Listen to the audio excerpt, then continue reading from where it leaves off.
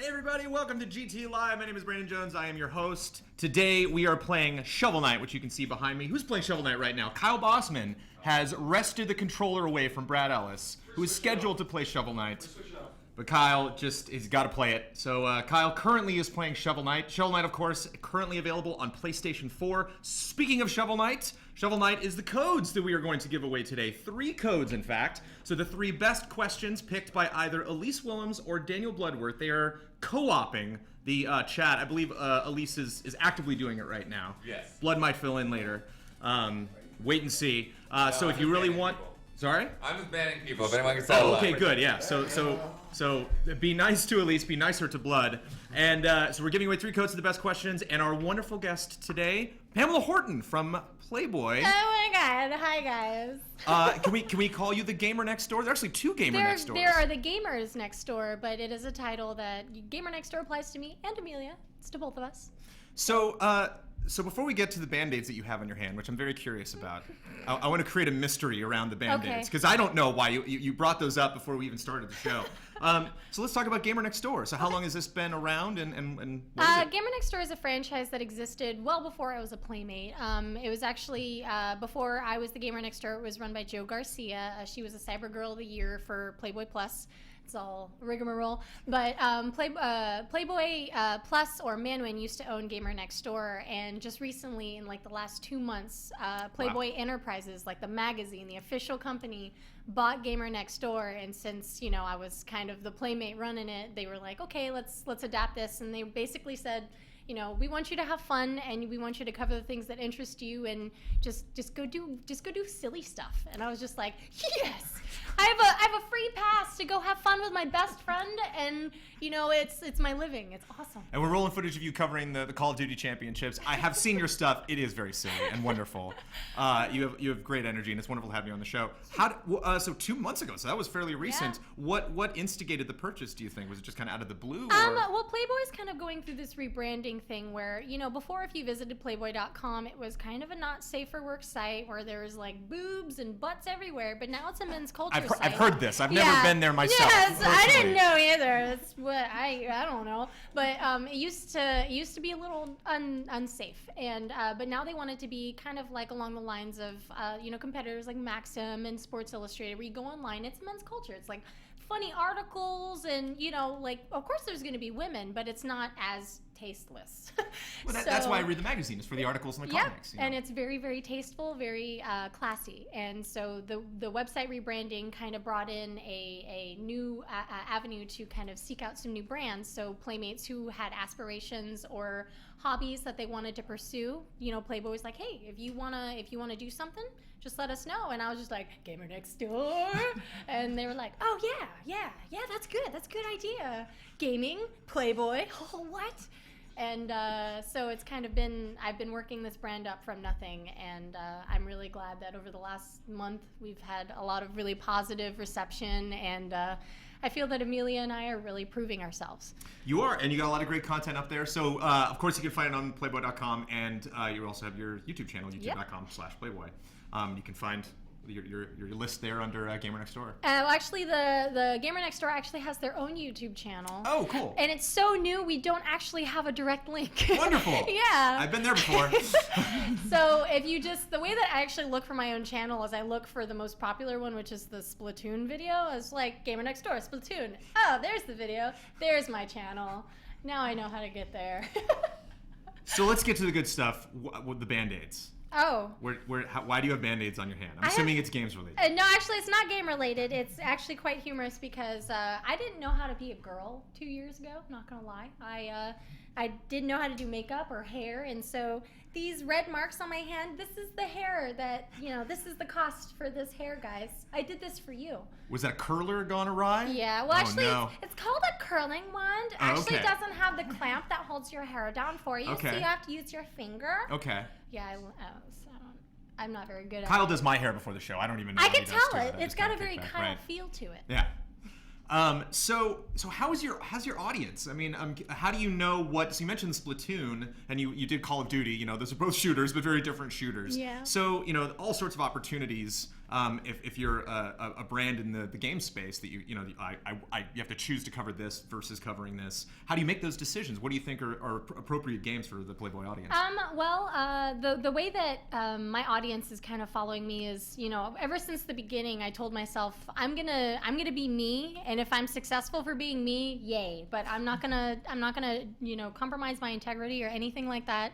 So if you go back through my Instagram or anything like that, it's goofy shit. It's it's me being a dork. It's me being me, and I kind of garnered this following that followed me because I was amusing.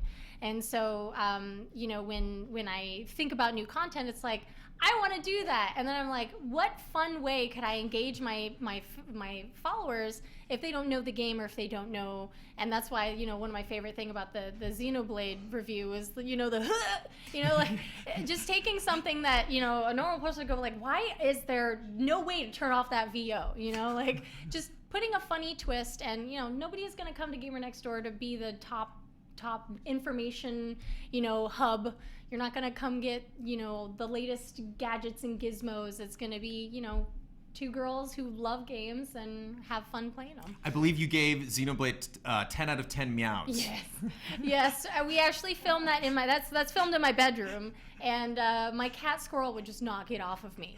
I was like, Squirrel, we're filming, and she's like, you're crossing your legs. That means I'm gonna lay in your lap. So we would ask her, and she actually replies. It got cut out, but she replies. I was like, Squirrel, how many meows? And she sat there and meowed for 10 meows. And stopped at 10? Yes. Didn't go to 11? Yep, 10 out of 10 meows. But I just decided it was 10 out of 10. It was like 10 meows out of how many?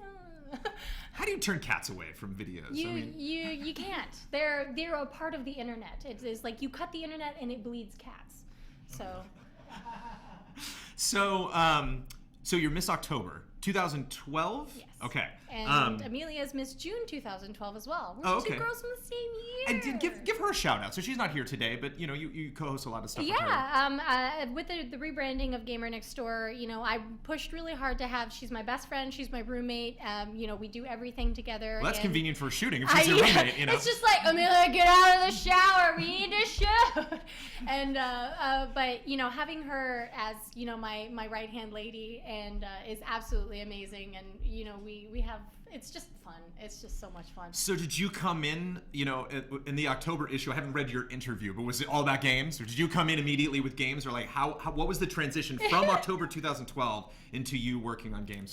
It's really funny because when you sit down, when you become a playmate, you fill out your data sheet and you sit down with a writer who helps you come up with your the section in the magazine that talks about you, and he was like, if you had to, say one thing that describes you, what would it be? And I'm like, video games. And he's like, well, see, there was already a girl in June who talked about video games, so we can't talk about that. And you're like, But, okay, so I couldn't talk about it in the article, but I could talk about it in my data sheet. Okay, yeah, because guys won't like that, right? Yeah. Because the second a guy's reading Playboy and you get to video games, that's when he completely tunes out. Just one mention. And it was really funny because when my issue came out, the PR company or the PR for Playboy, she was on maternity leave, so they actually hired an outsourced PR company who shot out this PR blast that I had no control over, and it actually got picked up by Kotaku, and they were like, League of Legends has made it because a playmate plays it. They didn't even interview me. They're making fun of me because of the PR blast, and it's like I was already, before my foot was even out the door, I was already being disregarded because I was a playmate. It's like I was a gamer before I could even tie my own shoes, just because I became a playmate does not delegitimize the fact that I play video games. What was the first game you played before you tied your shoes? I used to watch my dad play Link to the Past on the Super Nintendo, and one day he just went out on a limb and he handed me the controller, and I was hooked. It was the first game I ever played. When I was like 5 and 6. I knew how to do that first sequence where you try to save the princess and you have to go to the cathedral and the first dungeon. I knew all that from memory at 5 years old. It's like, yeah! Have you played Link Between Worlds on 3DS? Of course I beat that! I beat it so fast. I was like, oh my gosh, the map looks just the same. Oh my gosh, it's like 3D, but it's, oh my god, I was just freaking out. It was homage to the humble beginnings of my life. And I also want to point out, not only for viewers at home, but for any guests that we've previously had on GT Live, Pamela brought snacks. I just want to throw that out there. Pamela brought You can't Kit Kat scream. minis. You over can't here. stream without snacks. It's kind of the golden rule of Twitch. Because, I don't know if any of you guys are jealous that we have a Playmate here on GT Live, but I'm super happy that we have Kit Kats here in GT Yeah, Live. no, I that's don't know actually what the we're sell talking about. point. I told them, I'd bring food, and then they were like, yeah, we didn't want to work with you before, but you got snacks. No, I'm unfortunately going to be eating Kit Kat for the rest of the show. I thought, So, have you played Shovel Knight? I have not played it because I don't own it. Ah, I played it on 3DS. And you seem to be a fan. You seem to kind of be leaning towards Nintendo. You did your Xenoblade review. You went to your Splatoon preview. Excellent on the 3DS. Same goes with the internet. You cut the internet, it bleeds cats. You cut me, I bleed Nintendo. Oh, okay. Yeah, no, Nintendo is where I began. They've never steered me wrong, and so huge Nintendo fan. But I branched out. I have other interests, but you say Nintendo and my ears perk up. So going to the couch, what is the preferred console for Shovel Knight? Is it irrelevant? I mean, is there a better console to play the game on? They did some neat things on the Wii U, but yeah, I don't know if it really matters overall. I mean, it's pretty good. Do you have any preferences? You've been playing it a bit now with the controller. I like the PS4 D-pad. Yeah? It's all right, but it's whatever. I like the Wii U version. Would you play with the analog stick if I forced you to? Oh yeah.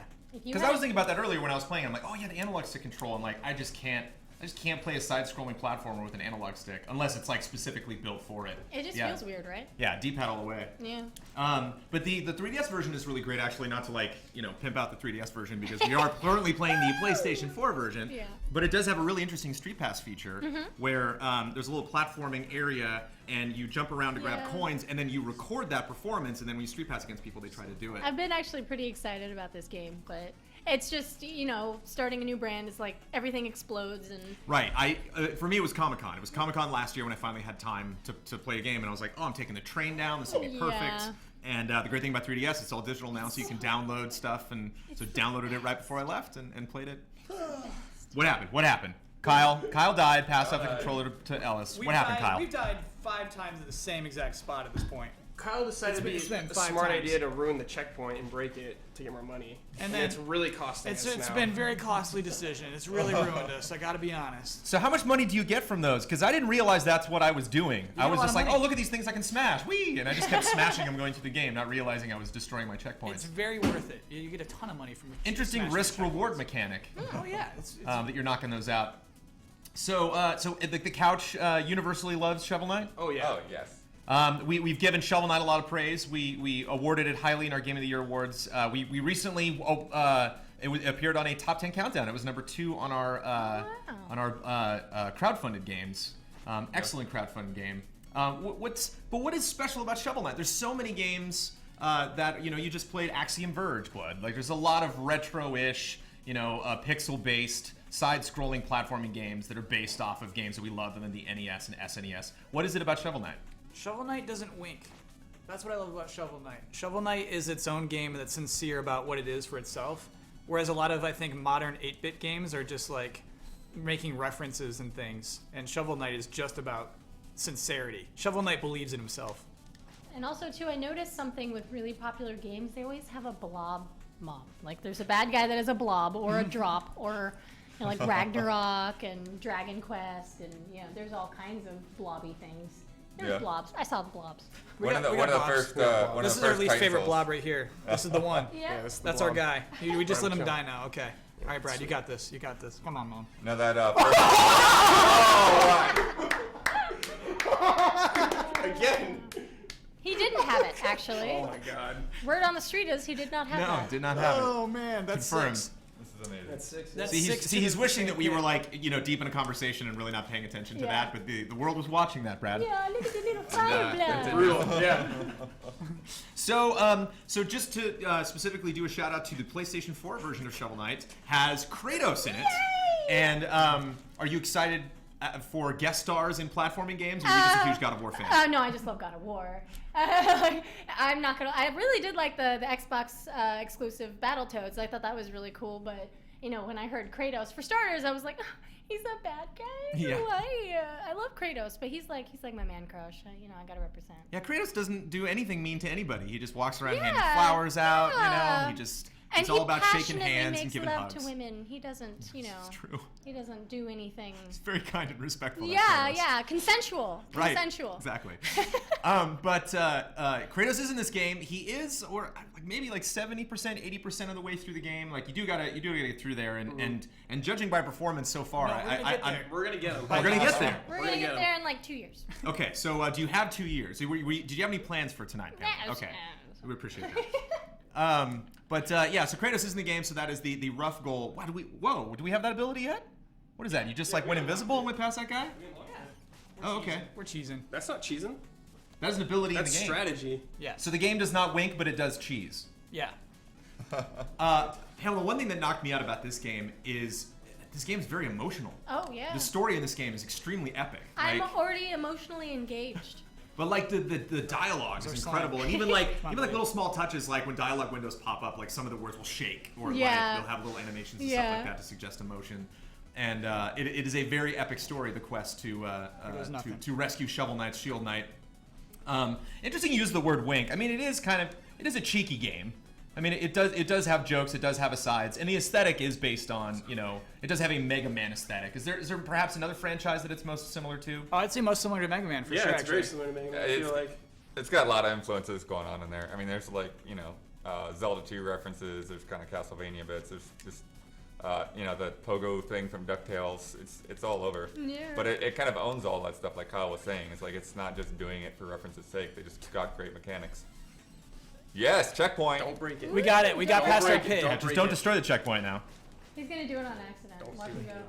go. Okay, I'll let it stay. So it reminds us of Mega Man. How would you compare this game as far as difficulty is concerned to Mega Man? What's the most difficult Mega Man of the traditional NES Mega Men? One is the One's hardest. the one. hardest? Yeah. I think 2's probably the easiest Mega Man. After But 2's like the best out of like 1 through 5, right? Because it's the easiest. 3's my favorite. That's I why it's love the best. 3. People are like, yeah, I beat Mega Man 2, and everybody's like, everybody beat Mega Man 2. So how would you compare this game in difficulty to the first Mega Man? Oh, I'd put it closer to regular Mega Man difficulty. But Okay. you're never set back to the beginning with this.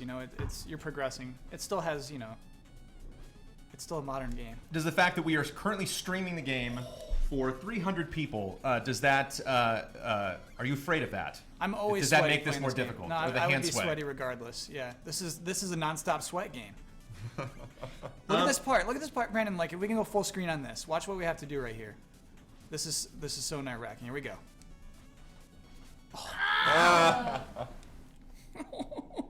I had it the first Were you time. going to get treasure or something? so, like yeah, that it was- wasn't natural level progression. You were just optional. greedy there. So like, there's little like flame fish that I was gonna have to like hop across. It was. You got him on the way there. I got him on the way there. So we Don't are go back, trying to that's get to just for the Kratos. We are essentially attempting to speedrun this game, Kyle, and you are running off, getting treasure in the corner, I won't do it again. jumping on flamefish, No problem. and wasting everybody's time. Correct. Yeah. Okay, just making sure I understand what's going on. At least he's being amusing while doing it. He is being amusing. Yeah. Someone else is also amusing, Mr. Ian Hank, who's in the control booth. We're gonna jump to Mr. Ian Hank we on there. this? How are you doing? Whoa, we got like an aerial Hi. angle here. Yeah, I Whoa. we changed. got an action angle. I changed it so you can see the action. Yeah, what's happening in the booth. Action is the word that I would use right now, Ian. There's just Oh. nothing but action going on It in is there. high octane in here Um, all the time. So I want to compare your wonderful enthusiasm towards Kratos' inclusion in Shovel Knight to Ian not being a fan. Oh. Not a fan of Kratos? Of Kratos. Likes Kratos, I'm assuming. Oh, okay. It likes some PlayStation exclusives, doesn't like others. He's a very strange individual, but not a fan of Kratos being in there. So explain yourself, Ian. Well, here's the thing. It kind of flies in the face of everything Bossman was just saying. It doesn't wink. It's its own universe. It's cohesive in the context and all that stuff. And I like that about Shovel Knight a lot. I really like this game. Kratos being in it bothers me because it's like, he's not a part of this world. He's not in it. Well, He's if you just think about it Kratos. this way, if they hadn't announced that Kratos was in the game and you're just going through the game like normal, discovering all the little treasures and things like that, suddenly you're like, is that Kratos? Oh my God, that's Kratos! And then you'd freak Yeah. out about it. But since everybody knew about it beforehand, now people are looking for it and thinking about But it I'd before it freak out. happens. I'd freak out about it like is that Kratos? Naysayer, always And you can't, naysaying. and not a lot of people are just gonna like stumble across Kratos. Like I watched a video showing like, Yeah. how you unlock Kratos, and like you got to know it's there. Yeah. Like, When I mean, learned that, it bothered me less. Like I thought he would just like show up. Here's Kratos. You have to like go out of your way. It's a special Right. thing. Like that, it bothers me less after learning that. Well, thank goodness. I also want to point out that I don't know if you've noticed, viewers at home, but Ian has figured out how to do picture-in-picture with the TriCaster. We figured it out. We figured it out. I can't figure out how to make my audio not peak, but no, I just fixed it. But yeah, we figured it out. We got him. Picture that, in picture bam. right there. Look at that. Look at those guys on the couch. They're just having the time of their Yes. lives. And We they need died. to stop talking about the times they're having. They die. Oh Yeah. no, they need to die as many times as they No possibly pressure. can. No pressure. No pressure. Oh, the viewers love it. Okay, so I'm now being joined by Mr. Kyle Bossman. Hello. Kyle, what the hell are you doing on stage? I'm here to do number 11. So I prepped you on what number 11 is. Our viewers at home, of course, know because we've been doing the show for several weeks now. So number 11 is the number that unfortunately did not make our top 10 list for the week. Our top 10 list is one that I gotta admit I'm fond of. This week we're doing top 10 jerks. So top 10 jerks in games. Yeah. So now every game's got to have a jerk. There's got to be somebody that you're fighting, but these are people that just go above and beyond to just really be mean, to just really like try to antagonize, the hero.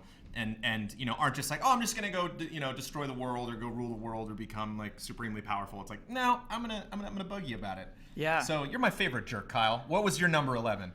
Number 11 it's foolish that number 11 is not even in our top 10. Is the rival from Pokemon. Red and Blue in particular. This little guy right there. You can name him whatever you choose. Professor Oak says, oh, what was his name again? And you choose his name. Which seems weird. Why do you think they did that? I think because basically most RPGs, you name your characters, I think, to make it more personal. They want your rival to be a personal issue. Because basically, the rival's a weird thing. The rival represents the type of Pokemon player who only cares about numbers, who only cares about strength and leveling up. Guys, go back left and use your fishing pole. Okay. The rival like is just talking about like your Pokemon as things as opposed to Pokemon as creatures, which is what you're supposed to feel. So he represents that side of it, and I think that's what makes him a jerk. He's just designed to be a jerk. How does he get away with that? Like, how did that, like, isn't he He being comes taught? he comes from a privileged family. His grandfather's Professor Oak. Oh, okay. Oh, he's actually related to Oak. Oh, yeah. How does Oak put up with that? And bigger question is, how does Oak not know his name? Right, like that's a fair what? question. You're related to me. What's your name again? Oak's got a lot on his And then mind. I know, and I'm like, oh, Professor Oak, it's actually Yeah, I've never met him before, but here's his name. Yeah. And so, I mean, basically, yeah, it's that. He's a privileged kid. He says "smell you later." That's one of his lines. That's like his catchphrase. Smell you later. It's exactly that, which is, I mean, absurd in itself. And Professor Oak just puts up with that. He does. He just like lets it roll. He's like, "That's my grandson, but I love him So, too." the Pokemon Red and Blue was designed in Japanese, right? Yes. The original game was designed. Was it "Smell You Later" in Japanese? I can't Do say. we know it what right the now. original? I was his wondering original that earlier catchphrase today because I wonder if it's like, doesn't Roger Klotz say "smell you later"? Doesn't it seem like a real like? Roger Klotz is from Doug. Oh, okay. Like, hey, Doug, funny, smell you later. Everyone in chat, let us know what Roger Klotz says. It might be smell you later. Or other people that say "Smell You Later."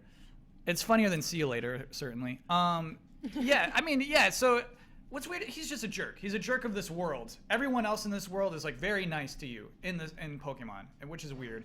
He is the one who's like looks at Pokemon like the mean kid on the bus looks at Pokemon. But is he specifically set up as like your rival? Like, how do you know he's your rival? Like Brandon. right off the bat. Brandon. So if I'm naming him, what if I'm like, oh, I'll name him after my brother or something, and then like I get halfway through the game and it's like, whoops, I should have named him something Have you evil. never played Pokemon? I have not. Not played one. I'm done. We can't talk. I've tried to talk Brandon into it. He won't do it. Brendan, the moment after you pick up, imagine this. Imagine Right. you're about to start your Pokemon adventure. Okay. Okay? All right. There's a buddy with you. You just named him. Okay. Whatever. And he says, oh, Brandon, you pick first. Okay? So you're like looking at the Pokemon. You're like, oh, I like this one. This kid who grew up in the same town as you, Professor Oak's grandson, he says, oh, I'm just going to pick the best Pokemon who will beat Brandon. He doesn't even care what his is. He just wants to beat you right now, and that's the Pokemon he chooses. So that's his entire mentality, you know. So he bases his Pokemon off the one that Yep. you choose? Yeah. And then you So- show him up by kicking his ass with the Pokemon that has actually a deficit. Yeah. Nice. Yeah. And so that's you're learning how to play Pokemon straight off the bat. You learn that type disadvantage isn't going to hurt you the whole way. So you're a Pokemon fan. Oh my goodness. if I didn't have the Triforce tattoo, I would have a Pokeball tattoo. So I have a question for you then, actually. I feel like this rival in Pokemon Red and Blue, you hated him, right? Oh, yeah.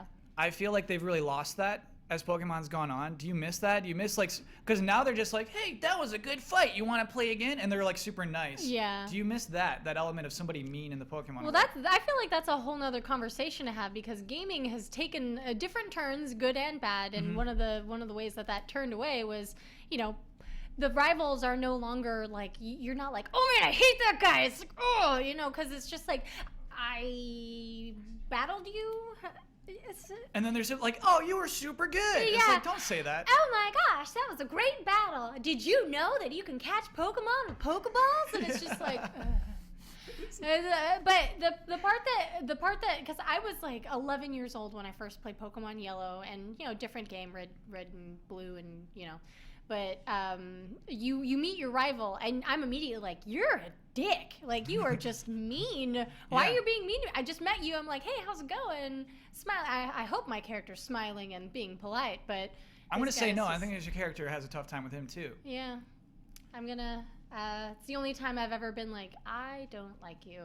I'm gonna, like, go out of my way to use the moves that I would normally save. You know, like, it's got 5 PP or whatever. Yeah. and Your I'm gonna- blizzards. I'm gonna blow that out because I just want to take him out. He's so mean. I don't like him. Yeah. But new Which is good Pokemon- for a game, I think. You know what I mean? Like you need somebody to hate in a Pokemon game, and now you don't hate anyone. Yeah. So you haven't had that. So I just thought it was interesting when we were picking potential entries for a countdown this Yeah. week. You were like, oh yeah, rival from Pokemon. And I'm like, Yeah. oh, just from the series? You're like, no, Red and Blue. Yeah. Yeah. I was like, wow, there hasn't been someone that you dislike more than that first rival in any of the Pokemon games released since 88, 89, 90? When did Oh, this come out? 96. 96, really? Yeah. Yeah. 96 Okay. is when it came out. Yeah. 89, Thank man. you. When did the Thank Game Boy you. come out? Wow, 89 90s. is Tetris. Yeah, Yeah. 89 is when 90s. Tetris came Yeah. out. Oh, okay. Wasn't Well, the 80s, though. But they transitioned from, you know, creating a character that you hate to the point where it's like, that character's a pretty boy. I don't like him because he's a pretty boy. Where it's just like their intro is like them flipping their hair, and it's just like, I really think it's kind of weird that you care about how you are matching your Pokemon. You know, like the outfit and like pretty boys. They're just so But what? is- Well, part of people like to identify with their Pokemon in the Pokemon world. When you know you can't be you got to be more flexible than that. yeah. You have to be willing. You got to be versatile. If you're just like, nah, I'm just into flying types, you can't really get through the game that way. so Challenge accepted.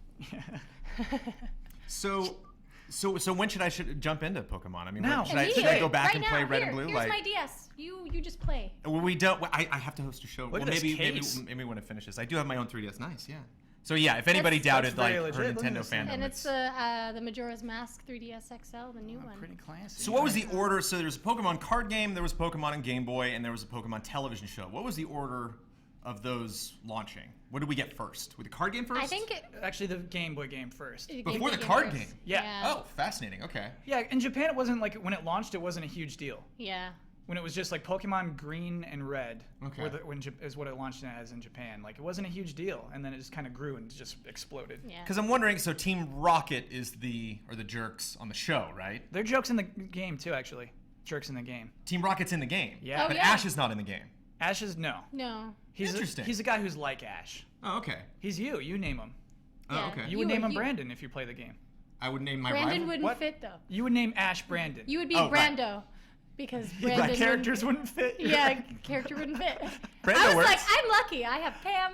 Yeah. It fits. It works. Uh-huh. You have Kyle. I got a long name like a sucker. Brando isn't bad though. Brando's Brando pretty sounds good. like a cool kid to train Brando Pokemon. Calrissian. Yeah. So, well, I just wonder if if the game came first, I wonder if the whole just concept of Team Rocket was based on this rival, of this idea to like you need to have an antagonist. You need to have that person that represents the way you don't do this, like the way you don't treat Pokemon, the way you don't challenge other people, the way you don't compete. Brandon, I'm so happy we finally get this opportunity to talk about Pokemon. So Fine, okay, I've been waiting. this guy's pretending like we never talk about Pokemon, but it's like the second I was like, oh look, here's Kyle Bossman on You've stage. never- Like everyone chats like, oh god. you never we're talking asked about Pokemon. a question about Pokemon. So here's the thing. Your rival does exist on the show. He's named Gary Oak. His name is Gary. Okay. And you hate Gary on the show. Mm-hmm. He also says smell you later on the show. Smell you later, Ash. Yeah, he sounds exactly like that.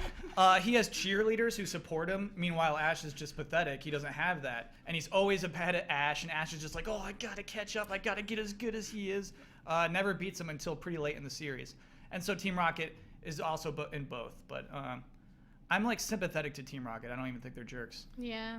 You kind of fall in love with them throughout at least in the TV series. In the game, I'm just like, you're adults. Like, why don't you just, like, take away his Pokeballs and, like, hold a gun to his face and say, give me your stuff. Right. You're like, I have to bind myself by these rules, these laws of Pokemon. I have to do Pokemon battle and then relinquish myself because I lost.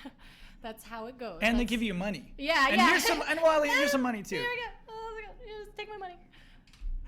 Oh, I got a lot to learn. Mm-hmm. Okay, You learned so a lot, though. I did. I've learned a lot. We've grown a lot in Do the you know last what 10 Pokemon minutes. stands for? Pocket monsters. Nice! Oh my gosh, Right? round of applause, internet. Okay, Let's I'm go. gonna end that conversation there before I screw up a question. Okay, so we're gonna move on to our next segment. Before we do, I just want to remind everybody that we're giving away codes for the game that is behind me, Shovel Knight. Elise Chibi Weezy. I just realized that is her name, Chibi Weezy. I was like, who's this crazy Chibi Weezy person? And it's like, you know, dropping rhymes in the chat. No, you're not. We're giving it with what? Oh. Oh, the codes are spoken for. Is that what you said? Okay, no more codes. What? Don't Did I talk to miss Chibi this? Weezy anymore. Apparently, she's all out of codes. Okay. What's the incentive for questions if we're out of codes? Back as she's in the back of the booth, so Curiosity. Elise is like, Satiate your curiosity. it's like, Ask what? questions. There's Timmy fell down the well. What, Elise? I suppose I can like you. So just want to make sure that you send your questions and ask wonderful questions for Pamela that she will answer at the end of the show. Only wonderful. But we are at the midway point in the show, if you can believe it or not, 30 minutes into GT Live, and it is time to watch a badass trailer. Today's badass trailer is one that we got this morning, and you know you're going to have a badass trailer for a game that has 2 wars in the title. Not 1, but 2. Total War Warhammer. Wow. Not only has their announcement trailer, but has an awesome, badass cinematic announcement trailer. And this is epic for the series. This is the first time they've done anything licensed. This is the first time they've done anything that's not historical. First time they've ever done fantasy. And this is a huge thing for Warhammer. Warhammer, what was our Regicide? Was that the exclusive Yeah, the we other got one's today? Regicide. That's the turn-based one. And there's another one. There's one that was like a Rat Kingdom Yeah. or something. Is that one? Vermintide. Yeah, there's Vermintide. There's all sorts of going on in Vermintide Warhammer might right be now. the best one. We'll see. Warhammer is extremely pervasive in the games industry right now, and you know the 2 games they've already announced were not enough. We got another one today. Total War Warhammer, badass trailer. Check it out.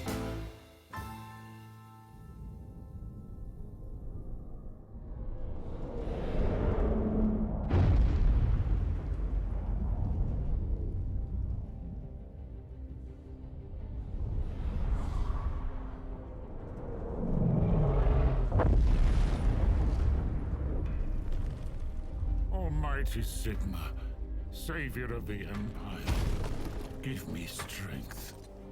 For though I dedicated my life to eradicating it, it feeds, it grows, devouring all. There must be a final answer to halt its advance. But the tide of war seems endless.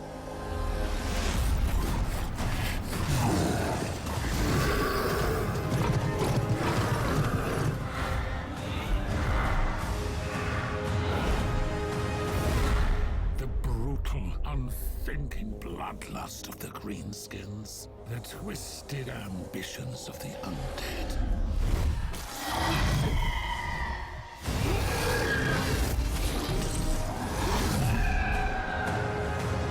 And though the brave dwarven kingdoms stand with us,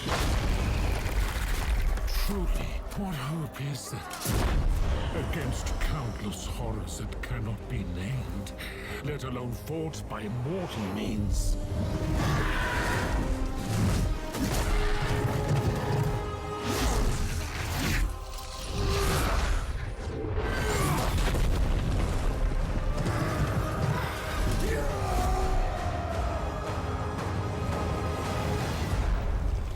And yet all this is nothing before what is to come.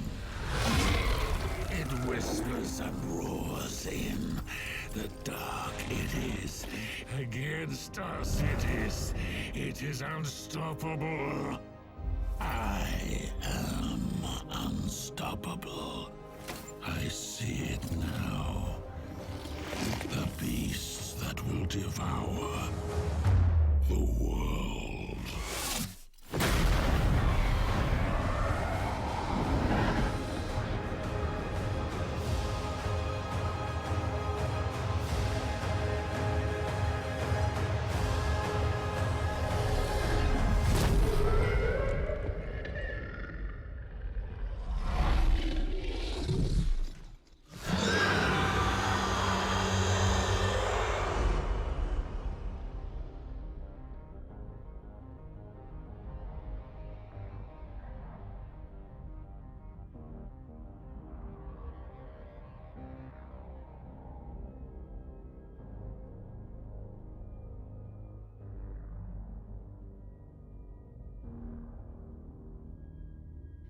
All right, that's a badass trailer. It was really awesome. I was just commenting before that it feels like Warcraft. Feels like it could be a replacement potentially for the sad loss That of the may Warcraft have been RTS. what you said, but what we retained was not that. Nothing can replace Warcraft to me.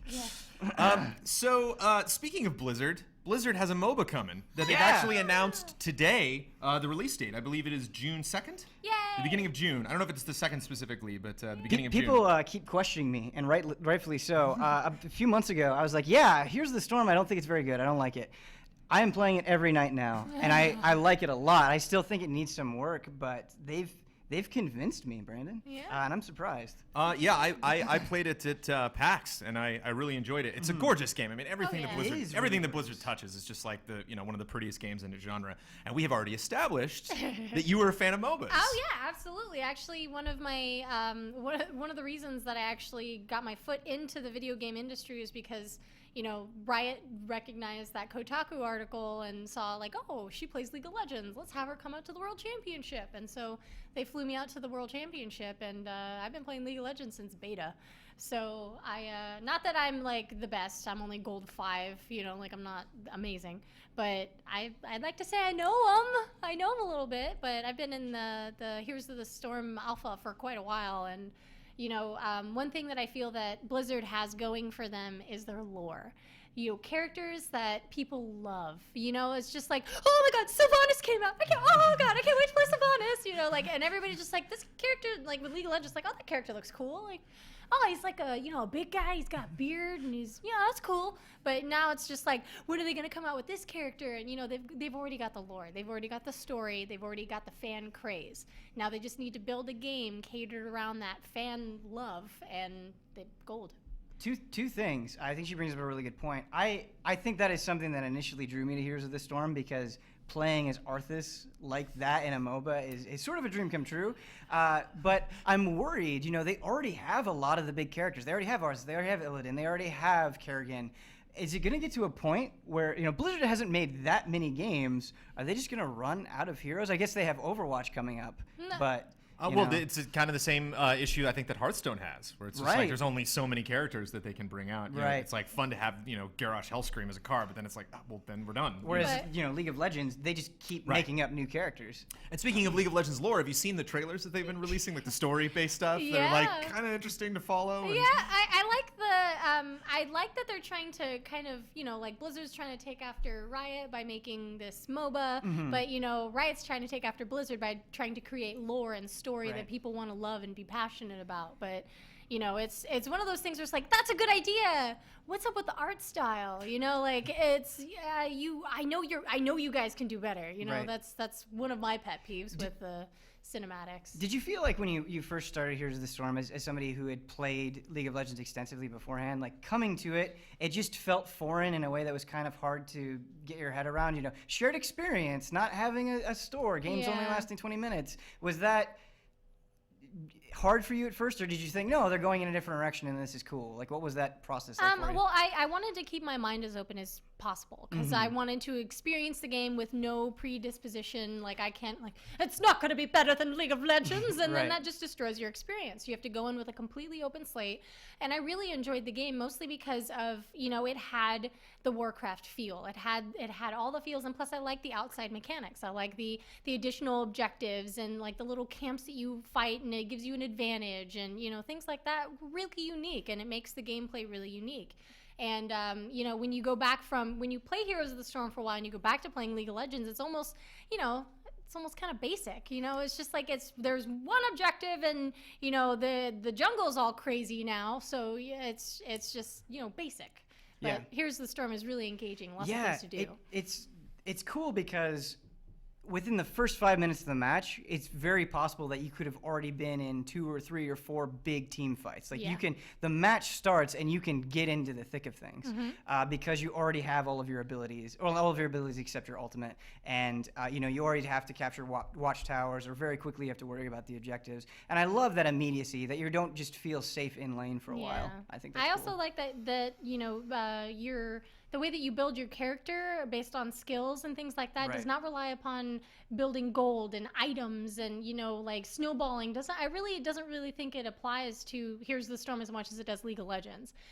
People can't get so crazy good. It's just like, well, he has an ability that I didn't choose, and that now I can work my way around at, instead of like, oh my god, he has 15,000 gold worth of stuff that I don't. I can't possibly catch up. Exactly. And at first I was kind of frustrated that they didn't have a surrender button because I've played Dota matches where like they've been going on for 90 minutes, but I knew I was going to lose 45 minutes in, and so I just was wasting all this time. But they said they were really hesitant at Blizzard to include a surrender button because comebacks happen so frequently. The who is in control changes so often, and they're absolutely right. Now that I've kind of played a lot more games, there have been times where I was like, yeah, we're for sure gonna lose, and then we triumphantly win. Oh yeah. And I think it's absolutely because of the talent system that's possible. Talent system, no items. It actually the teeter doesn't totter as much. It's super fine line. You could be losing 1 second and immediately be winning the next. You just sort of have that rally cry because teamwork is so important. If you can just convince your team, like, hey, we got to do this, you have a chance. Yeah. That's cool. So before we move on to Q&A, just to bring the conversation back to its roots, what is it about MOBAs? What initially attracted you to the genre? What initially attracted me was the fact that with MOBAs, it's just like one game done, and you can take the exact same elements, you can take the same characters, you can take the same bosses, the same objectives, and have a completely different game every time. And that's so much fun to me. Like, I could decide to take Arthas in a completely different way and have a completely different game, and that's absolutely amazing, and I love that. And plus they last 20 minutes, so it's just like, shoot, I got 20 minutes to kill before I have to leave. I'm gonna play a game. And that's how it goes. So if Gamer Next Door ever gets a chance to cover any MOBA, like, you're just gonna pounce on that. I'm gonna be at the Heroes of the Dorm event this Sunday. Oh, nice. Okay. I'll be there too. Oh, nice. Yeah. Well, there you go. You guys Yeah. So, before we move on to the Q&A, we got to get back to the couch. Couch, we're not getting to Kratos. There's no way, guys. No, this is not- It's gonna happen. It's gonna happen. There's no way. It's gonna I'm happen. not- okay, Brad says no. Yes, Kyle, yes. for some reason, Believe in is, me. I know. We're gonna get is there. enthusiastic. He believes. Why do you believe, Kyle? Are you just a dreamer at heart, or It's true, I'm a dreamer at heart, but we're getting good is the thing. Okay. We've how made many our bosses mistakes. have we downed so far? 1, No. 2. We were like 4 bosses now. Word on the street is you need to be 4 80% bosses? through the game, and you guys We are beat. 1 boss. 2 on stream, I think. We're good. We got this. What do you say, Lise? You think it's gonna happen? It's not gonna happen. I don't think it's gonna happen. It's not gonna happen. This I'm telling you, it's not couch gonna happen. Casuals? Casuals. Filthy casuals. I mean, it could happen like today on April 22nd, but like it's gonna be like 10:15 tonight when we're all gone and the lights are down. And We'll everything. tweet about it. We'll tweet about it. Right? Yeah. Yeah. I'll take a picture when Guys, it's finally it done. was awesome. It was really cool. Should have recorded a clip earlier. We're just gonna have Ian roll it. So it is finally time for the Q&A. Elise, thank you so much Thanks for having me. for. Hey, Pamela. How are our questions? Was everybody on their best behavior? Yeah. Oh yeah. People loving Pamela. Aw. Yeah. I guess the first question, which was one of my favorites. Let me find it here. The first question always vanishes. Everybody always comes up and they're like, I'm a so my little first question nervous. is, Oh, sorry. it's gone. This is from Sazanami Style. When you win against someone in a game, do you shout Pamela? No. I'm actually, I feel that if I advocate for anything in video games, it's sportsmanship. So I don't gloat, I don't rub it in. I try, like, I'm the person that's always like, come on, guys, let's work together. We can do this. If we work together, instead of, like, the guy that's like, Yeah. and I'm like, reported. Blocked. Will you promise me if like somebody makes you angry though, you will keep like Pamela in the back Oh, pocket? oh yeah, absolutely. Actually, Okay. that when Playboy starts streaming on Twitch, believe me, that's gonna become my moniker. Are Is you, that- are is you that a guys goal? doing that? Well, yeah, it's going to be twitch.tv/Playboy. We're building our studio at the Playboy headquarters right now, so we haven't started filming yet. But there may be future collabs there with game trailers. Have them come to Playboy headquarters. Oh, man. There's a special event on Thursdays called Thirsty Thursdays. You guys could come open bar. There's always really fun stuff. Last week we had a sushi bar where you ate sushi off of a naked woman. I'm in Pamela. Yeah. I'm there. Every Nobody else day here at the likes Playboy sushi. office. It was actually really awkward. Ironically enough, it was really I awkward. can't imagine why. Because and it was like if it was me, I'd be laying there, I'd be like, yeah, take that salmon, you know, like. But she was just like looking at you, like. Sometimes we eat sushi off of Kyle, Oh. but it has to be like a really special occasion. Kyle, do you make it as awkward? Yeah, I'm normally shouting and saying, take that salmon as well. Good. Good. Kyle, take that salmon. So let me just get this straight before we move on. Sazanami Style got a code for Shovel Knight on PlayStation 4 for Pamela. He did not get a code. Oh, okay. I'm sorry. I think he's gotten codes. Because before. Pamela's great. I'm not saying Pamela's not good. But I'm just saying, you know, No. we want to, you know, I don't know if That's it's a good necessarily a question. conversation starter. But my next question is from Ahab_GT. He wants to know, will Playboy be sending people to E3? And if so, what are you looking forward to? Or what are you least looking forward to? Yes, Playboy is sending people to E3 because I'm going to be there. And what I'm really excited about is I'm always one of the first people in line at Square Enix's battle challenges. You know, last year they had Leviathan, the year before they had Ifrit. I'm so excited because, you know, Heaven's Word is coming out and I will be at the Square Enix booth. Of course, that I'm not going to downplay my love and passion for Nintendo. I will be. Last year I got to have the VIP tour. I was so excited about it.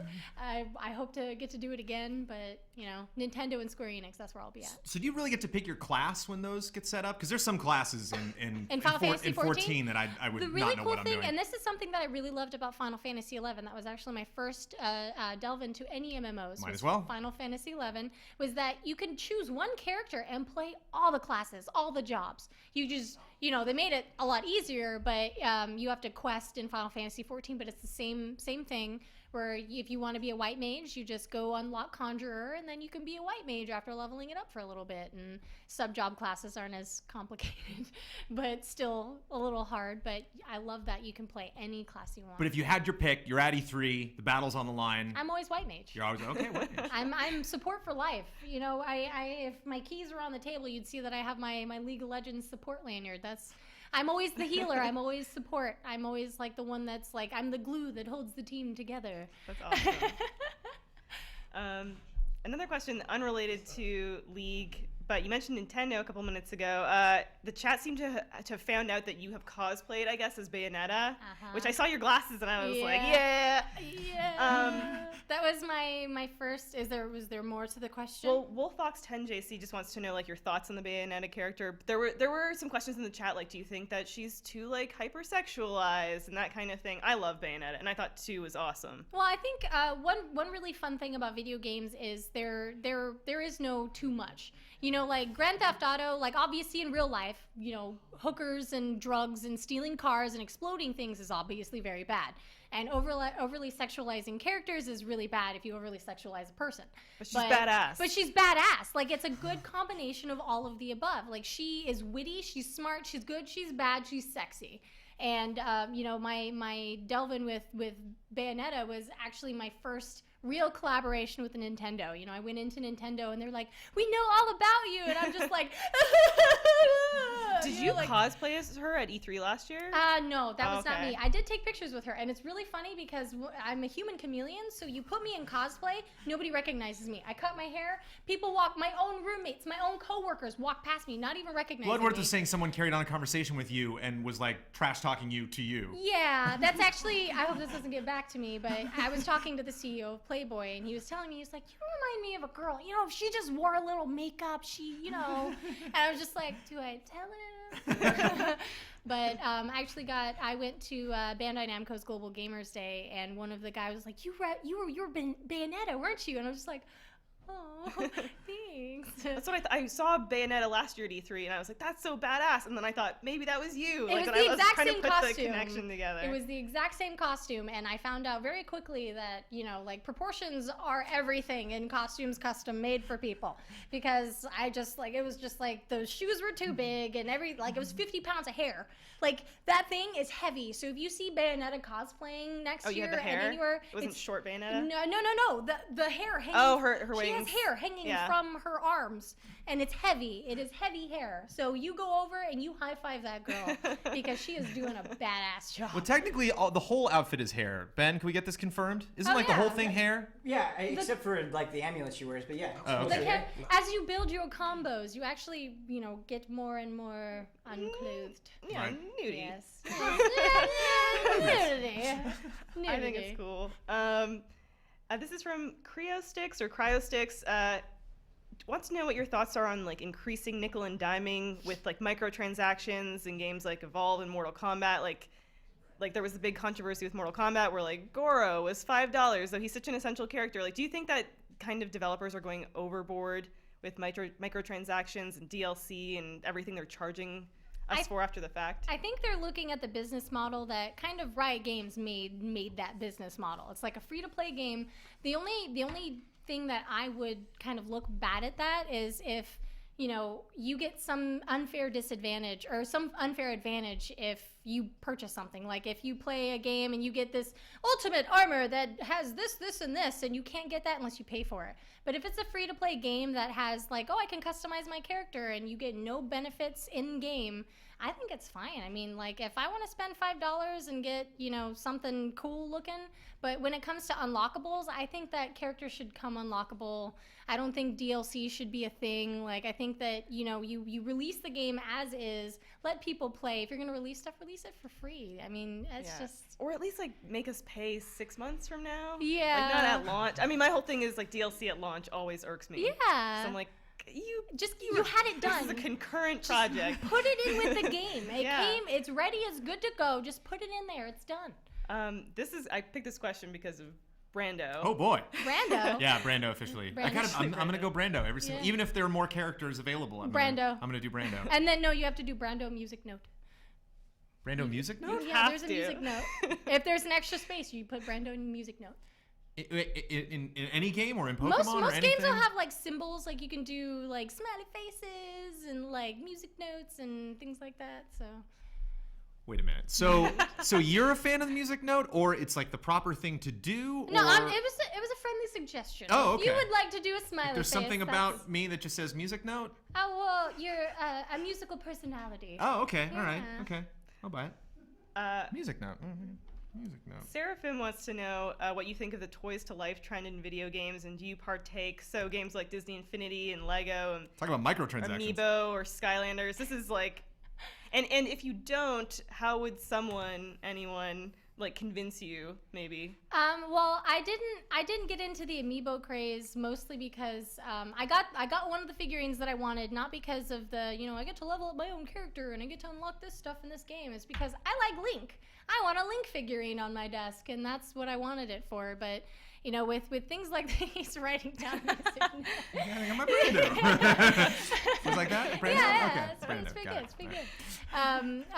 But I like the idea of, you know, taking characters that I love and having little figurines or little add-ons and things like that. But, you know, more onto that nickel and diming thing, I don't think it should necessitate any future gameplay or make anything more complicated. It's just like, if you want it, it's there. You don't need it. Yeah, like there are modes in the new Mario Party 10 where it's like you need to have Amiibo to play them, and I was kind of like, I guess, but Yeah. it still feels like they're pushing it. Just give me the game as is. Everything's on it. I don't want to have to like wait in line or like like when the NES Amiibo was announced, I was like, oh my gosh, Earthbound is one of my absolute favorite games. I would love to have it. Nope, never mind. Like it's just it's too much. It's too much. It's funny you said moron at the beginning of a sentence, and I thought you were like morons who buys those things. I can't stand that. No. But actually, I commend people who go out and they wait in line for these things because that takes a lot of patience. That's a lot of diligence, and I really commend that. That is so cool. I saw like a little heartfelt story on Reddit about this guy that worked at a Target, and he put like a new Amiibo under the counter and held it for this kid that always comes and never gets them. And I was like, good guy, Target employee. Yeah. Like, I hope he got like 11. He got fired, but still, it was a really nice gesture. Did he really? No. No. Oh. But I thought that was so awesome. I was about to be like Twitter uproar. It's like little kids can't go on Amazon at Right. 6 a.m. and pre-order their Amiibo. Yeah, no, I did that. I used to be a manager at GameStop, and that was one of the things that I loved doing. Was like, those big thug guys that come in like, I want to buy 8 Wiis. And I'm like, what do you need 8 Wiis for? Yeah. There's a little boy who is wanting nothing more than to play the new Mario Party on his TV at home, and you were denying him that because you want to make a few $100. It's unfair. So I would, be like, I remember you. You come in here all the time. And so I would save them. I'd be like, nope, we're out. Sorry.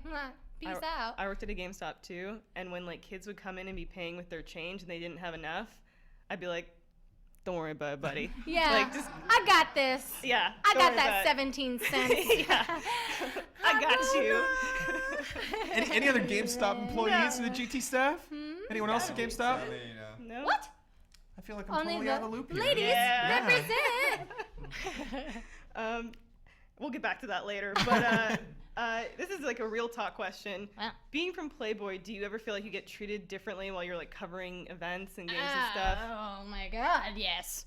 Like it is ridiculous. Like I have to, and I tell this story a lot, and I never tell it enough. That's the unfortunate thing.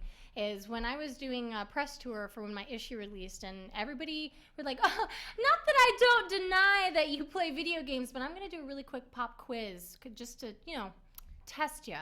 And it's just like, oh God, Pong was the first game, just like all these like, like really stupid questions. I shouldn't have to tell, like, when I walk up to, like a musician, I'm like, not that I don't doubt you're a musician or anything, but I'm gonna need you to read this music that I have provided for you. Like when someone says they're passionate about something, don't belittle them just because of how they look or where they work or anything like that. Let them have their passion, like, and it's, one of the, crazes that happened when Gamer Next Door first started with the relaunch was the Splatoon video, like, oh, Nintendo, what are you doing with the marketing? Oh, Playboy trying to do something new. And then like there would be articles written in favor of us, like, dude, like if you just watch the video, it's actually a good video. Like just watch the video. Everybody was just like Playboy, Nintendo, oh God. And then they watch the video like, oh, it's actually But it makes sense for something. I mean, Playboy's been around forever, so it makes sense if you're a brand like that and you've been around forever. Like you've got to grow. You've got to get out and explore new things. and people have to recognize that there are a lot of stereotypes. There exist many stereotypes in this world, especially against playmates. And one thing I often get told as a playmate is that I'm different. And I enjoy that. Like I am me through and through. I am not somebody else. And don't judge a book by its cover. Like there are a lot of girls out there, guys, gamers. Everybody in the community is judged for one reason or another, and you just need to stop it. Okay, stop it. Speaking of judging, I have to ask this question because it's game trailers. Do you like Bloodborne? It's from RHD. Yes, I absolutely love Bloodborne. Oh, so upvote. I got upvoted. Good. Don't put away the it just happened that almost everybody in the office is actually, completely nuts for it. that's one of the videos that's going to come out in the next couple of weeks for Gamer Next Door. Is I did cover Bloodborne. Nice. Cool. Do we have a little tease? How did you cover it? Well, they sent me a copy of Bloodborne and said if you want to play it, say something about it. So I did. Was it a Bloodborne sleepover or was it? No, it was just me. Actually, it was really funny because people were like, "It's made by the same people who made Dark Souls," and I'm like, Yeah. But it was actually, it was, I say in the video that it's actually easier to approach it as an average gamer. It's not, you're still going to die a lot. It's really hard. There's a lot of grinding. There's a lot of, dying. But it's still really fun and is not as hard as Dark Souls, and that's something I really enjoyed. Yeah, there were a couple Bloodborne sleepovers here, so that actually. You do have to sleep though in order for it to technically be a sleepover. Yeah. Was it scary? Was there hot cocoa? There's always hot cocoa. I wish we always had hot cocoa. Yeah. We don't. We got Kit Kats. You want Kit Kat? Yes, please. I'm so sick. Oh, I shouldn't touch the communal Kit Kat bag. Well, it's gonna stay here. Just do it. You already did touch I'm sorry. it. I'm so covered in disease. Thank you, Pamela. Yeah. Bulbasaur, Charmander, Squirtle. Pick one. I get a lot of guff for this because, everybody's like, Charmander, Squirtle. I actually really like grass type, so I'm going to go with Bulbasaur. Yeah. Kyle, does that answer pass? That's a Does good that answer. resonate? Absolutely, yeah. And does it resonate? Well, and it's really funny because I have, 3 cats, Moose, Squirrel, and Turtle, but you combine Squirrel and Turtle and it turns into Squirtle. Did you make that decision naming Yeah, well, okay, so my cat Moose, I originally named him Yoruichi from Bleach, but I found out he was a guy, and so I was like, oh shit, I gotta change his name.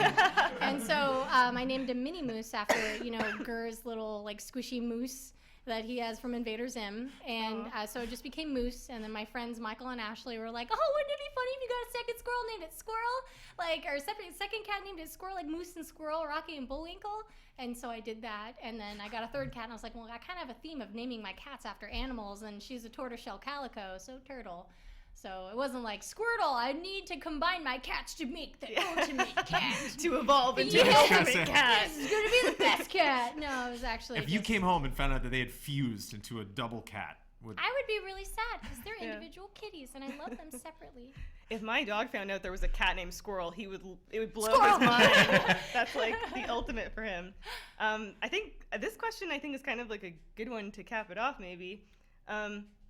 Ahab also wanted to know, are you disappointed that the only Playboy licensed game is a crappy Sims knockoff? I don't really know if it's a good game or not. Oh yeah, no, it's a really crappy game. He wants to know what kind of Playboy themed game you would like to see. Like, would it be an action game, a sim, or like a point and click, or like, do you think that there could be a cool Playboy game? Like the Playmates are, I don't know, on a battlefield or so, I don't know. I think before Playboy started developing a game, they'd have to work on the reestablishing that they're trying to do, because right now people are stereotyping Playboy, like nudity, sexuality, things like that. Like the way that the rebranding is going is going to have to kind of define how people see Playboy before a game would ever be developed, because right now the first thing that comes to my mind is, what game would people want to buy from Playboy? And immediately goes to, like, it's got to be something at the mansion and a party and naked girls. And believe me, there are lots of naked girls at the mansion. I'm just going to say it right now.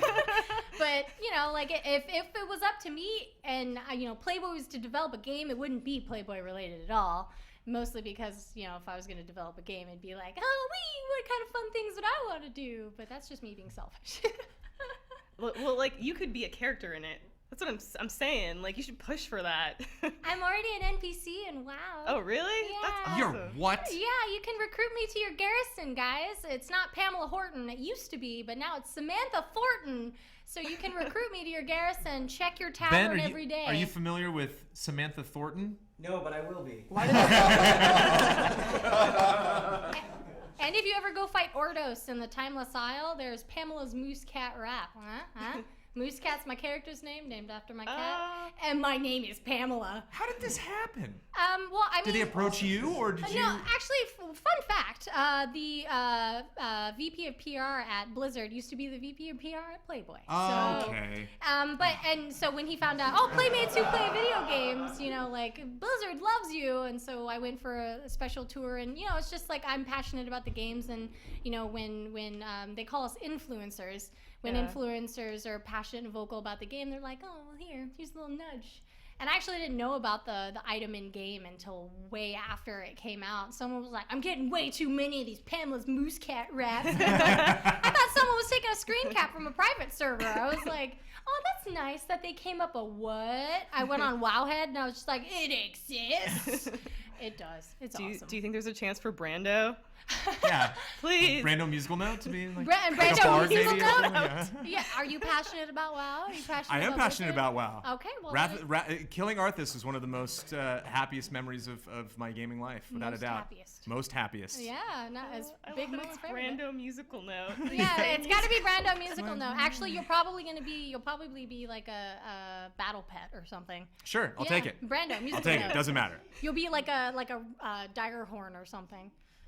I think that is a wonderful question. Yeah, I think there's no better way to live life in games than to be immortalized in an MMO. That's incredible. I'm honored. Twice. I'm absolutely, totally, completely honored. So, I'll be honest. I could talk to you for 5 hours. You are absolutely wonderful, but we have to wrap up the show. And we would have to talk to 5 hours for these guys to reach Kratos. It's clearly not going to happen. We're so close. That's a lie. Yeah, I don't believe you. Blair doesn't believe you. Blood doesn't believe you. I don't believe you. Well, if you guys want to have me back on anytime, just let me know. If you So- want us to come to Playboy Mansion, Oh no! let us know. Game day. Game day. Sure. Yeah. Actually, Game Trailers has been at the Playboy Mansion before. That was one of our when Game Trailers first started. That was like it's all been downhill since there. We were just like, we've arrived. Yes! But if you're gonna be around for E3, it'd be really fun to have you Yeah, on we'll have a for collab. E3 We're gonna coverage. collab. Game Trailers and Gamers Next Door are gonna do something. It's gonna be awesome. Game Trailers next door. Game Trailers Next Door. So really quick before we wrap things up, I just want to tell viewers at home all this cool stuff that is happening on Game Trailers this week. Brando musical note. As we talked about before, Top 10 Jerks is our countdown for this week. We have our normal slate of awesome shows: Final Bossman, Tabletop Adventures, GT Time, and Mandatory Update. Mandatory Update, good episode this weekend. yeah. It's gonna be good, real good. It'll It's be an gonna be episode. great. Ian, good. It's gonna be Yeah, hot. oh yeah. Nice. Bonus round is going to be talking about it's real close to home. It's going to be talking about the changing face of games media. You were present for that discussion. How did Yeah. was that deep? They get into it. Yeah. Mr. Shane Satterfield I was thought there, this- who's launching yeah. his own website. So I'm sure he had a lot to say about This it. batch of bonus round was awesome. It was Shane, Jovenshire, and Andrea. And actually, things get a little bit I don't want to say heated, but it's a lot of like traditional media and then new media people talking about YouTube and what's happening. So it's a pretty interesting discussion. Ben Moore, sometime in 2015, will deliver his review of Pillars of Eternity. We have a couple Just Playeds. There's 2 Just Playeds already. Speaking of Ben Moore, I talked with him about Hearthstone Black Rock Mountain, and I talked with him about State of Decay Year 1 Survival Edition, which we will hopefully be streaming next week together. Tomorrow, I will be sitting down with Mr. Michael Huber and talking about Evil Within: The Consequence, which I stayed up until 3 a.m. last night playing, and it is excellent. Tomorrow, we will have a Mario Kart 8 DLC tournament right here on twitch.tv/Game Trailers. You are a Mario Kart fan, I know this. I am I am ranked. I've seen you play Mario Kart in your PJs. I'm ranked. You're ranked? I'm internationally ranked. You're ranked? You're in WoW? I can't. It was really funny. It was the one person who recognized it was just in a time trial on Rainbow Road for Mario Kart Re, and it was like Japanese name, Katie Rar, Japanese name, and someone was like, "You're Katie Rar," and I'm like, "That's me." One person validated me. That's all I needed. So when you just played with your friends in your sleepover Mario Kart video, were you like just kind of like I was not really constantly paying first. attention, or Yeah. oh no, you were just destroying them? You're No, like, I mean, don't I care if can't- we're on camera. You're dead. Everybody and all my friends know. Like everybody knows that if you play Mario Kart against me, it's just like, dude, let's give her the Wiimote because at least we have an advantage. Like The Wiimote is the worst. Yeah, I know. I'm one of those Japanese names. Like you translate that kanji, that says Elise. Yeah, that's So- yeah. I'm probably up there, too. Elisa-san. Speaking of Evil Within, Mike Huber, who had started the concept of Full Playthrough Friday, and not only loves to do Full Playthrough Fridays, but loves to play horror games for Full Playthrough Friday, will wrap up his Evil Within Full Playthrough Fridays. The end of the Evil Within Mike Huber Full Playthrough Friday saga. Wow. Which ends with him going through He's not here. the consequence. Yeah, not in the room. But, and of course, he's going to play it on ultra hard mode because he's a monster. So that is all of the awesome content that you can check out this week on Game Trailers. Thank you so much for coming by. Thank you for having me. And It was thank you nice meeting Daniel at Nintendo in Seattle. And thank you so much for telling people about Gamer Next Door. And I invite everybody. There's all sorts of places you got to go. Gamer Next Door has their own Twitter Yep, handle. Gamer Next Door has their own Twitter at Gamer Next Door on all social media fronts: Facebook, Instagram, Twitter. But if you want to, follow Amelia and I have all our silly shenanigans. Like if you follow my Instagram, you will not be disappointed. It's at Pamela Horton 13. If you want to check us out on our Twitch channel, it's not up yet, but eventually it will. Twitch.tv/Playboy. And our YouTube channel, you have to kind of just find it because we don't have a direct link. So yeah. But if you want to watch stuff right now, I did go to youtube.com/Playboy and I saw you had a playlist. There is a playlist there, but we have our own private channel, so if we're gonna get views, we want it on our channel. There you go. So, Okay. All right. Don't want to send people to the wrong location. yeah, so subscribe to Gamer Next Door. You kind of just have to Google Gamer Next Door Splatoon, click the video, click on Gamer Next Door, and subscribe. We also want views, and to get us those views, you can follow us on Facebook and Twitter. You can subscribe to us at twitch.tv/GameTrailers, where you are right now. We also have 2 YouTube channels, youtube.com/GameTrailers and youtube.com/C for channel/GT Reviews. You can also visit GameTrailers.com and watch our stuff. And thank you, Couch. Who played? So, Ben, did you play any Shovel Knight? A little bit. A little bit. Thank you, bit. Ben, for playing Shovel Knight. Yeah, you're thank you, welcome. Brad, for playing Shovel Knight. And thank you, Kyle Boston, for playing Shovel Knight. How far did we get? What percentage? We're actually, I think we can go to Kratos now. Is what makes this so Okay, heartbreaking. these are the emotions right here, Pamela. You got it. This is shield. This is your long lost love that is falling from the sky in a dream sequence, and you have to save her. And all these bad guys are coming out. Who's playing right now? Who's doing it? Kyle. Kyle, save her, Kyle. I'll save Kyle, her. come on, Kyle. I got her. Come on. It's Do it, okay. Kyle. I got her. It's no problem. He's like, no, he's just Kyle. jumping around It's dying. going, no, it's going great. No, Kyle. Come on, Losing you can do life. it. I bereave. Boy, yeah, she's really falling there. I will isn't save she? her. No, it's good. I'll save her. There you go. Nice. I got you. Oh, Well done, Kyle Bosman. romantic. Thank you, Couch. Thank you, Elise Williams, Thanks for having for me. taking wonderful Sorry, questions. Sorry, touch the Kit Kats. It's okay. Thank you for the Kit Kats more than anything. Yeah. Thank you for the Kit Kats. I will be remembered like, what's her name again? I know she brought Kit Kats. We'll just call her Kit Kat. I'm Brando Musical Note. You are Pamela Kit Kat Horton. And I'm that name in kanji on the Mario Kart. Right. Yeah, scoreboard. just kanji mo yomamase. Wow. Hi. Hi. And we are GameTrailers.com, and this is GT Live. We will see you next week. Thanks for watching, guys. Damn it, that.